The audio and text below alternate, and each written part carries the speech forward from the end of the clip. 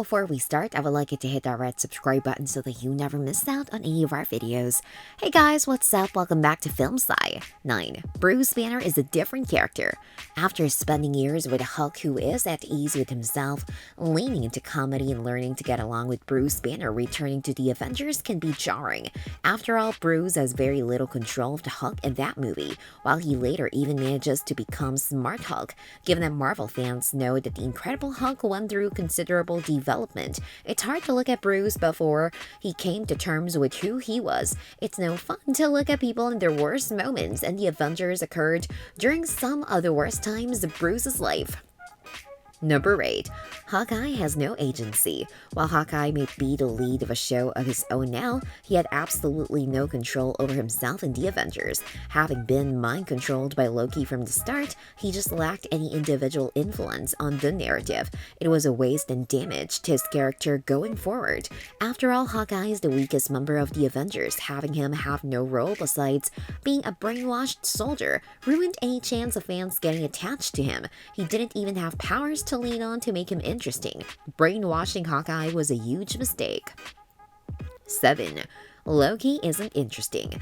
Today, Loki is an anti-hero who worked with the TVA to stop a rogue variant and save the known world. He has managed to ally with Thor, redeem himself by lashing out against Thanos, and he even tried to save the universe. Yet the Loki of the Avengers is much less lovable. Little more than another brainwash tool, Loki was a bland Marvel villain. While he had some humor, he just wanted to rule the world. It was a boring motivation that makes him much less engaging than the sympathetic and manipulative trickster that fans know and love today.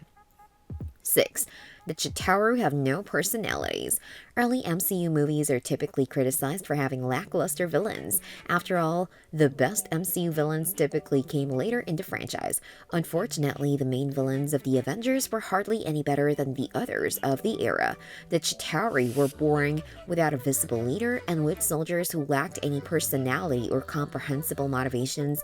The Chitauri were no better than any other faceless army. They could have been replaced with ease and no one would have noticed. There is a reason many fans forget they even existed.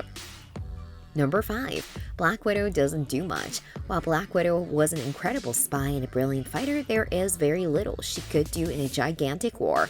Once Hawkeye's mind control was removed, she has a very limited role. After all, even Hawkeye could shoot explosives. All Black Widow had were bullets. Of course, Black Widow has beaten powerful characters, but against an army like the Chitauri, she can't do anything particularly useful. Her involvement felt particularly contrived, as she lacks the powers that the Black Widow from the comics enjoys. Number 4. There are too many quips. As much as the MCU is known for its quips, there are some jokes that tried way too hard.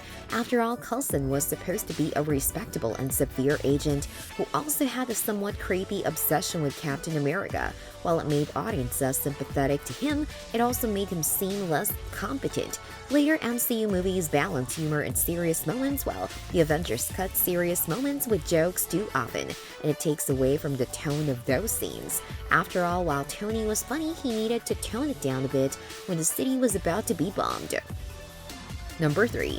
The Avengers aren't friends yet. In the MCU, it can be easy to imagine that the original 6 Avengers were friends from the start, yet the Avengers can easily remind fans that there were very few moments where they actually got along. After all, Captain America and Tony were rivals from the start. It makes it somewhat less impactful that the Avengers eventually erupted into a civil war. After all, if they weren't truly friends, the emotional weight of their breakup is not quite as prevalent. What did it matter if Steve and Tony hated each other when they always had? Number 2. Captain America's costume is bad. Early on, the MCU tried its best to replicate some of the suits from the comics. Yet while the producers tried with Captain America's suit, it was a little too ridiculous and far too bright. He looked absurd every time he was on screen, yet the movie seemed to think that it was a brilliant design. Steve later changing out of the suit from the Avengers was the best costume upgrade in the MCU. Once his suit became more realistic, it wasn't quite as easy to see Captain America as a joke. He needed to look rugged instead of appearing to be a show pony. Number 1. Too many beloved characters are missing.